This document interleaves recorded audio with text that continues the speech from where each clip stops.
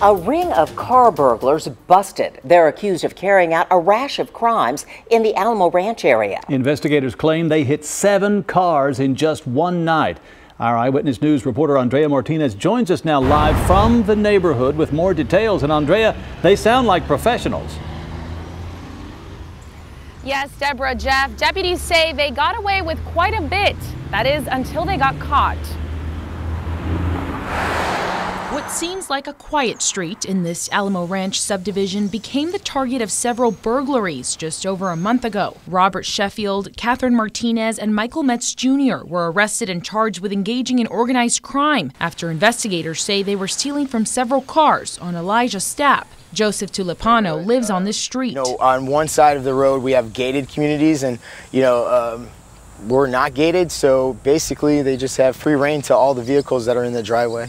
A neighbor alerted deputies to a man and a woman going from driveway to driveway the night of May 28th. The witness said they were pulling on car door handles, while another car followed behind. When deputies got a hold of them, they say they found credit cards, wallets, purses, and other belongings inside of their car. Leslie Rudd lives on Elijah Stapp and believes she was also a victim. The center console was raised and kind of rifled through. Leslie says she never made a police report, but 7 of her neighbors called Bexar County Dispatch that night reporting their cars had been broken into. All of the reported stolen property was eventually recovered from the suspected burglar's car. The items ranged from credit cards, shoes, and cell phones to Xbox accessories. Just make sure you lock your cars, lock them. Joseph says he had his truck stolen from his driveway in April. He says this is video from his front neighbor's house of thieves getting away with it.